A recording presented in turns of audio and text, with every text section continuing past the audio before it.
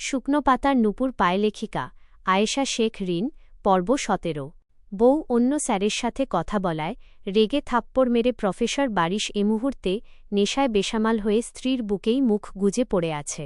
বিরক্ত হয় ঝিলমিল। বিয়ের এতগুলো দিন কেটে গেলেও আজকের আগে লোকটা কখনো এতটা কাছাকাছি আসেনি, কিন্তু আজ এসেছে নিজের সবটুকু পশুপনা আর অবাধ্যতা নিয়ে। মাতাল লোকটার ঠোঁটের কোণে একটাই বাক্য বারবার আছড়ে পড়ছে, সরি সিয়েনা। ঝিলমিল জানে লোকটা নিজের হুঁশে নেই, চেতনাহীনতায় ডুবে আছে। তবুও গলার সমস্ত ঝাঁঝ ঢেলে ক্ষোভ উগরে দিল সে। গায়ে হাত তুলে এখন আবার এসে মাতলামি করা হচ্ছে, সরি বলা হচ্ছে। দম বন্ধ হয়ে আসছে আমার, সরুন বলছি। সরে যাওয়া তো দূরের কথা, বারিশ তার শক্তবাহু দুটো দিয়ে আরও শক্ত করে পেঁচিয়ে ধরল স্ত্রীকে। পরিস্থিতি অন্যরকম মোড় নিচ্ছে দেখে ঝিলমিল খানিকটা ভয়ে ধমকে উঠল। আপনি কোন সাহসে আমার এত কাছে এসেছেন? আমি কিন্তু এবার চিৎকার করে ঘরের সবাইকে ডেকে তুলব। করো। বারিশের উন্মত্ত শ্বাসপ্রশ্বাস আছড়ে পড়ছে ঝিলমিলের গলার খাঁজে। বিশাল অবয়বটা পুরোটাই ছোটখাটো মেয়েটার ওপর। চওড়া বুকের সমস্তটা ঝিলমিলের পেটের ওপর রেখে তার কোমল উরু দুটোকে নিজের ভারী রানের চাপে পিষে রেখেছে। ১৭ বছরের ছিপছিপে শরীরটা সেই দানবীয় চাপের নিচে পড়ে এক ফোঁটা অক্সিজেনের জন্য হাঁসফাঁস করছে। লোকটার দাঁড়ির খসখসে স্পর্শ কাঁটা দিয়ে উঠছে ঝিলমিলের ত্বকে। মাতাল পুরুষটার এই অনাকাঙ্ক্ষিত স্পর্শ আর দানবীয় ভারে অবশ হয়ে আসতে লাগল ঝিলমিলের সমস্ত সত্তা। বারিশ মেয়েটার গলার সংবেদনশীল ভাঁজে নিজের মুখ রেখে ফের বিড়বিড় করল, তুমি মেরেছ আমায়। বাকরুদ্ধ হয়ে গেল ঝিলমিল। এই লোক বলে কি? ঝিলমিল মেরেছে তাকে? সে লোকটাকে ঠেলে সরানোর জন্য হাতের নরম তালু দুটো চেপে ধরল বারিশের শক্ত বুকে। কিন্তু তার এই ছোট্ট হাতের চাপ বারিশের ওই পাথুরে শরীরে এতটুকুও নাড়া দিতে পারল না। বুকের ভেতর হৃৎপিণ্ডের ভয়ার্ত দাপাদাপির মাঝেই সে অস্ফুটে বলে উঠল, আমি আপনাকে মেরেছি। বারিশ সঙ্গে সঙ্গে জবাব দিল না। তার ভেতরের মানসিক ক্লান্তি আর নেশার আবেশে চোখ দুটো বুজে আসছে। সে অন্ধের মতো ঝিলমিলের হাতটা চেপে ধরে টেনে এনে বসিয়ে দিল নিজের বুকের ঠিক বাঁ পাশে। সেখানকার স্পন্দনটা সাধারণ কোনো হৃদস্পন্দন ছিল না। মনে হচ্ছিল ক্ষুব্ধ কোনো জন্তু মানুষটার বুকের খাঁচাটা ভেঙে বেরিয়ে আসতে চাইছে। যুবকের ওই চওড়া বুকের পশম আর পাতলা শার্টের আড়াল টপকে সেই প্রলয়ঙ্করী তোলপাড় ধরা পড়ল ঝিলমিলের হাতের তালুতে। ভেতর থেকে আসা গভীর এক করুণ আর্তনাদকে কণ্ঠনালীতে চেপে রেখে বারিশ বলে উঠল, হ্যাঁ, আমি কষ্ট পেয়েছি। এইখানটায়, ঠিক এইখানটায় ভীষণ কষ্ট হচ্ছে। বারিশের ওই দানবীয় শরীর আর অদম্য হিংস্রতার আড়ালে লুকিয়ে থাকা করুণ কাতরতা দেখে ক্ষণিকের জন্য স্তব্ধ হয়ে গেল ঝিলমিল। তবু শক্ত গলায় কোনোমতে উচ্চারণ করল, আপনি আমাকে মেরেছেন। গুনে গুনে দুটো থাপ্পড় মেরেছেন। কিন্তু মরে তো আমি যাচ্ছি সিয়েনা।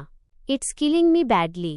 ঝিলমিল লোকটার এই বাক্যের মর্মার্থ বুঝল কি না কে জানে।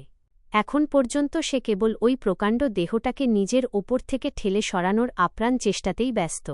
প্রফেসরের চওড়া বুকের ওপর রাখা তার নরম হাত দুটো অনবরত ব্যাকুল হয়ে পথ খুঁজছে। অবশেষে কোনো উপায় না পেয়ে নিজের গলার খাঁজ থেকে প্রফেসরের মুখটা তোলার জন্য লোকটার মাথার চুলগুলো শক্ত হাতে আঁকড়ে টেনে ধরল সে। বারিশ নিজে থেকেই ধীরে ধীরে মুখটা তুলে ঝিলমিলের দিকে তাকাল। নেশার ঘোর লেগে থাকা ঘোলাটে চোখ দুটো কেমন যেন বেসামাল, থমথমে। কুল হারানো কোনো অবুঝ শিশুর ন্যায় ব্যাকুল কাঙালপনা লেগে আছে দৃষ্টিতে, যেন সামনে থাকা কিশোরীই তার একমাত্র আশ্রয়। সেই অতল, ঘোলাটে আর একঘেয়ে দৃষ্টির মুখোমুখি হতেই নিমেষের মধ্যে থমকে গেল ঝিলমিল। চুলে আঁকড়ে রাখা তার হাতের শক্ত বাঁধনটা নিমেষে শিথিল হয়ে এল। প্রফেসরের এই উগ্র ভাঙাচোরা রূপটা অনাকাঙ্ক্ষিত এক শিউরে ওঠা কাঁপন তুলে দিল সপ্তদশীর বুকের ভেতর। বেশ কিছুক্ষণ নীরবতার পর ঝিলমিল নিজের কাঁপতে থাকা গলায় খুব ধীর, মৃদু আওয়াজে বলল, সরুন। কিন্তু এবারও সরার কোনো নামগন্ধ দেখাল না বারিশ। তার ঘোর লাগা দৃষ্টি নেমে এলো কিশোরীর দ্রুত ওঠানামা করা বুক আর পাঁজরের ওপর। হাঁসফাঁস করতে থাকা সেই বুকটার দিকে এক পলক চেয়েই পরক্ষণেই আবারও সে মুখ গুজে দিল ঝিলমিলের গলার উষ্ণ খাঁজে। ডান হাতটা অবলীলায় মেয়েটার তলপেটের কাছে নিয়ে এসে টি শার্টের ভেতর ঢুকিয়ে দিল সে। অতঃপর তার গলায় নাক ঘষে ঘষে মৃদু জোরালো গলায় অস্ফুটে গেয়ে উঠল, কাটব সাঁতার তোমার অথই নদীর জলে, সুখের ছোঁয়া দেব তোমায়, নাও না বুকে টেনে। বলতে বলতে ঝিলমিলের গলায় আলতো করে কামড় বসিয়ে দিল। বিদ্যুতের ঝটকায় তড়িৎ বেগে মাতাল লোকটার হাতটা চেপে ধরল ঝিলমিল। উদর থেকে সেই পুরুষালী হাতখানি সরিয়ে দিল সর্বশক্তি প্রয়োগে। আকস্মিক এই স্পর্শ আর দানবীয় উপস্থিতিতে চোখ দুটো জলে ভরে এলো তার। ভীষণ কান্না পাচ্ছে মেয়েটার। একে তো এই বিশালাকার ভারী শরীরের নিচে পিষে যাচ্ছে, তার ওপর লোকটা শুরু করেছে এই বেপরোয়া অসভ্যতা। তবে হাত সরিয়েও খুব একটা লাভ হল না। বারিশ আবার তার ভারী মাথাটা তুলে অন্ধকারের মধ্যেই ঝিলমিলের দিকে তাকাল। অন্ধকারের থমথমে নীরবতায় বারিশের ঘোর লাগা দৃষ্টি এবার ঝিলমিলের ভেজা চোখের ওপর থেকে ধীরে ধীরে নেমে এলো তার ঠোঁটে।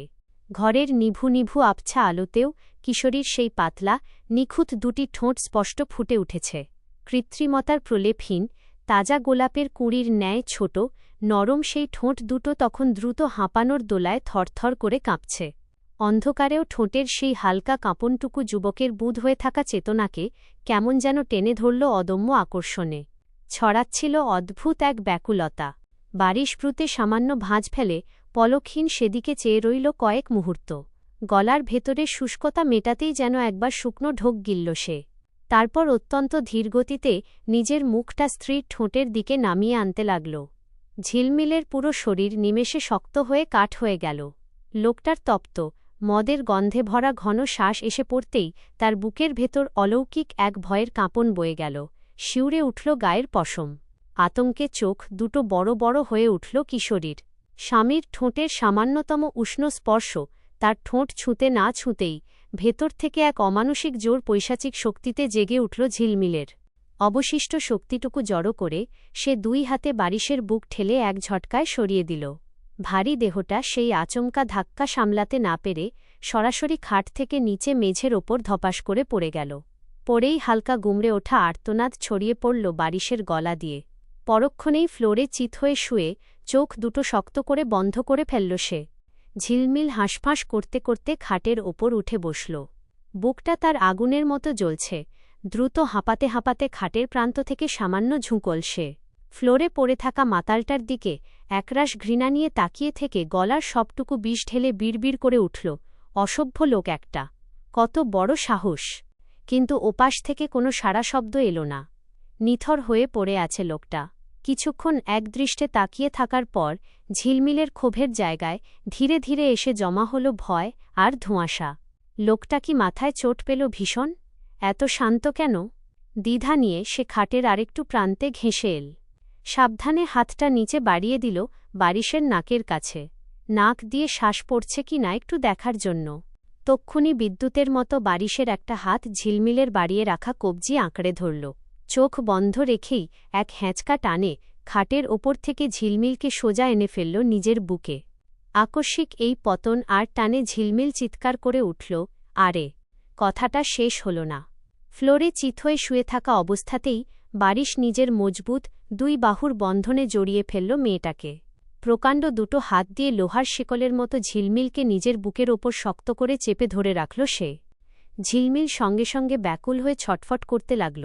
কনুই দিয়ে লোকটার পাঁজরে গুঁতো মেরে নিজেকে ছাড়ানোর প্রাণপণ চেষ্টা চালাতে চালাতে বলল, ছাড়ুন বলছি, ছাড়ুন আমাকে। বারিশ চোখের পাতা খুলল না। শুধু স্ত্রীকে বুকের সঙ্গে আরও একটু আঁকড়ে ধরে ক্ষীণ ঘেরঘেরে গলায় বিড়বিড় করে উঠল, চুপ, একদম ছটফট করো না।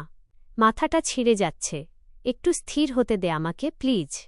ঝিলমিলের ঘুম ভাঙল জানালা ভেদ করে বাহিরের আলো চোখে লাগায়।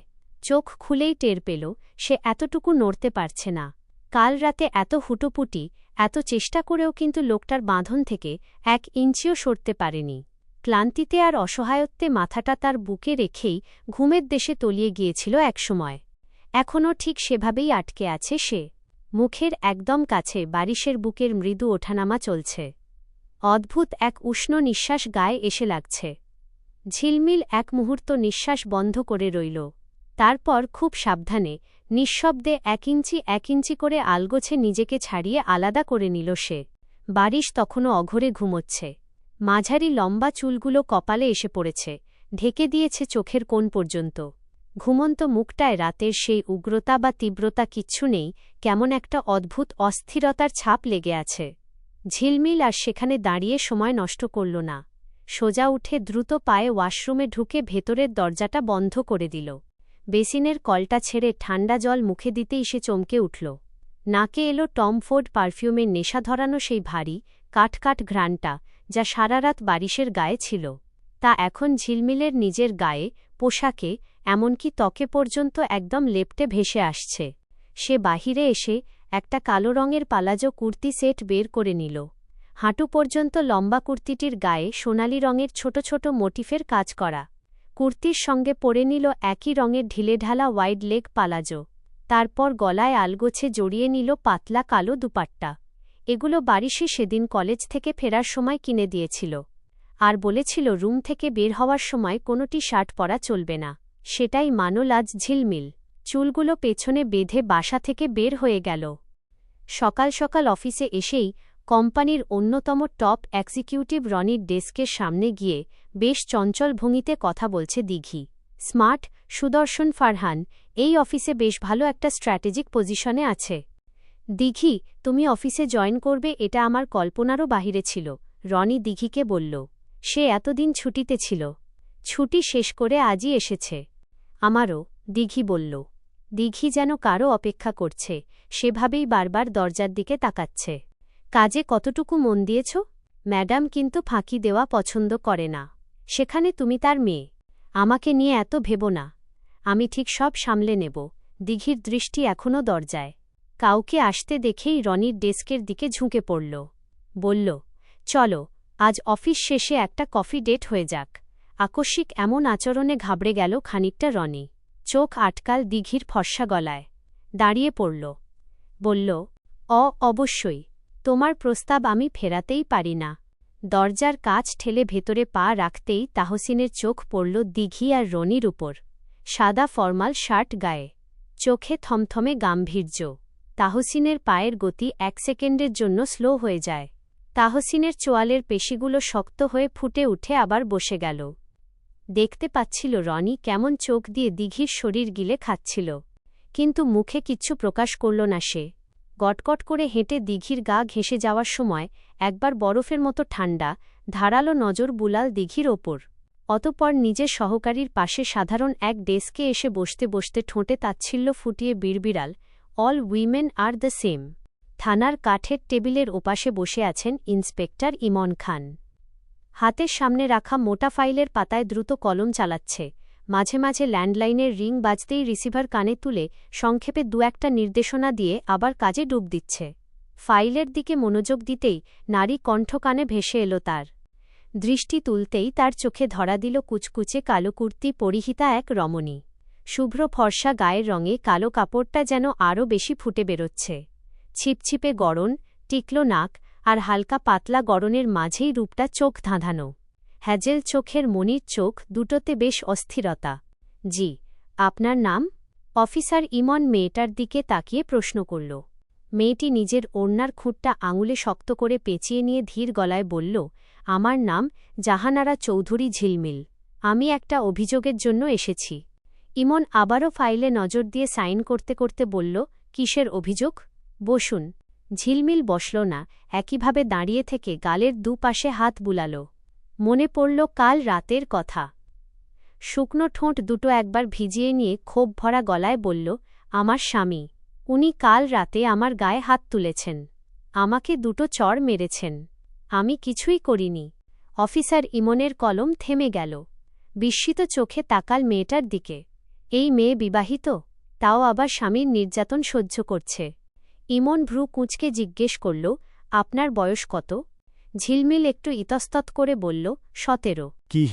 ঝিলমিল তড়িঘড়ি মুখে হাত দিয়ে শুধরে নিল, না না, 18। আমার বয়স 18।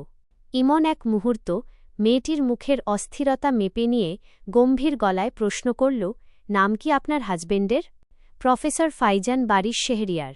কিশোরীর মুখ থেকে এই ভারিক্কি নামখানা শুনতেই ইমনের মুখের সব অবাক ভাব যেন এক নিমেষে ধুয়ে মুছে গেল। যেন অবাক হওয়ার মতো কিছুই শোনেনি। একদম না, যেন এটা খুব স্বাভাবিক। তবে এটা ভেবে খারাপ লাগছে, এমন একটা ননির পুতুলকে কিভাবে একটা মানুষ মারতে পারল। পরক্ষণেই আবারও সবকিছু স্বাভাবিকভাবে নিয়ে নিল। কলমের ক্যাপটা ডেস্কে হালকা ঠুকে ইমন একদম নিষ্পৃহ গলায় বলল, তো আপনি ঠিক কী চান এখন? ওনার নামে জিডি করবেন, নাকি সরাসরি নির্যাতনের মামলা ঠুকবেন, নাকি আমরা থানায় ডেকে একটা ওয়ার্নিং দেব? স্ত্রী ও শিশু নির্যাতনের মামলা দিতে চাই। ইমন চোখ দুটো সামান্য সরু করে জিজ্ঞেস করল, শিশু? আপনার না বয়স 18? ঝিলমিল চোখ নামিয়ে নিয়ে বলল, ইয়ে মানে, সামনে 18 হবে, হয়নি এখনও। আর 18 বছরের আগে প্রত্যেকেই শিশু। সত্যি মামলা করবেন, নাকি রাগের মাথায় এসেছেন? আমি জেনে বুঝেই এসেছি, অফিসার। আমার কোনো ভুল ছিল না, তাও উনি গায়ে হাত তুলেছেন। নিজের বাসায় বলেছেন? না, বলা যাবে না। বললে তারা আমাকে ফিরিয়ে নিয়ে যাবে। আমি আমার স্বামীর বাড়ি ছেড়ে যেতে চাই না। ইমন কিছুক্ষণ চুপচাপ তাকিয়ে রইল মেয়েটির দিকে। এমন অদ্ভুত কেস সে জীবনে কমই দেখেছে। স্বামীর নামে কেস ঠুকতে এসেছে, আবার স্বামীর বাড়ি ছাড়তেও রাজি নয়। তবে প্রফেসর ফাইজান বারিশ যেখানে জড়িত, সেখানে এমন অদ্ভুত ঘটনা বোধহয় খুব একটা অস্বাভাবিক নয়। ইমন ড্রয়ার খুলে একটা সাদা পাতা আর কলম এগিয়ে দিয়ে বলল, বেশ, কিন্তু মেডিকেল রিপোর্ট ছাড়া শুধু 2 চরের ওপর ভিত্তি করে নারী ও শিশু নির্যাতনের কড়া ধারা বসানো যাবে না। আপনি কাল রাতের পুরো ঘটনাটা বিস্তারিত লিখে নিচে সই করুন। তবে তার আগে আবার ভেবে দেখুন। ঝিলমিল মুখটা একটু কাচুমাচু করে গালটা সামান্য এগিয়ে দিয়ে বলল, কিচ্ছু ভাবতে পারব না। গাল দেখুন আমার, এখনও লাল হয়ে আছে। ঝিলমিল গম্ভীর মুখে পাতায় কাল রাতের ঘটনা বিস্তারিত লিখতে শুরু করল। এদিকে ইমন কোনো কথা না বাড়িয়ে কাঠের টেবিলের ওপর রাখা ল্যান্ডলাইনের রিসিভারটা তুলে নিল। পরিচিত একটা নম্বরে স্পিড ডায়াল করে কানে ফোনটা ঠেকাল সে। ফ্লোরে অবচেতন অবস্থায় এখনও পড়ে আছেন বারিশ। হঠাৎ বেডের একপাশে রাখা মোবাইল ফোনটা উচ্চ শব্দে বেজে উঠল। 1 বার, 2 বার, 3 বার। টানা কয়েকবার রিং হওয়ার পর বারিশের চোখের পাতা দুটো ধীরে কেঁপে উঠল। চেতনা ফিরতেই কপালের রগ দুটো হালকা চাবুক মারার মতো ব্যথায় টনটন করে উঠল তার। সে চোখ না মেলেই অতি কষ্টে হাত বাড়িয়ে ফোনটা কাছে টেনে এনে কল রিসিভ করল সে। ভারী গলায় বলল, হ্যালো, প্রফেসর ফাইজান বারিশ? আমি মডেল থানা থেকে ইন্সপেক্টর ইমন বলছি। আপনার অর্ধাঙ্গিনীর পক্ষ থেকে আপনার বিরুদ্ধে স্ত্রী ও শিশু নির্যাতনের অভিযোগ আনা হয়েছে। আপনি নিজে থেকে থানায় আসবেন, নাকি ফোর্স পাঠাব? কথাটা কানে পৌঁছাতেই বারিশের বন্ধ চোখ দুটো নিমেষে খুলে গেল। চোখের ভেতরের অবচেতন ভাবটা মুহূর্তে হাওয়া হয়ে সেখানে জায়গা নিল তীব্র বিস্ময় আর চরম বিরক্তি। সে ধরফড়িয়ে ফ্লোর থেকে উঠে চারপাশ নজর বুলিয়ে দেখল। বিশাল রুমটা সম্পূর্ণ ফাঁকা, কোথাও ঝিলমিলের অস্তিত্ব নেই। কথা না বাড়িয়ে বারিশ কলটা কেটে দিল। হাতের মোবাইল ফোনটা বিছানার ওপর ছুঁড়ে ফেলে কপালে হাত দিয়ে বিড়বিড় করে উঠল, হোয়াট দ্য হেল! এই মেয়ে আমাকে পাগল করে দেবে। চলবে।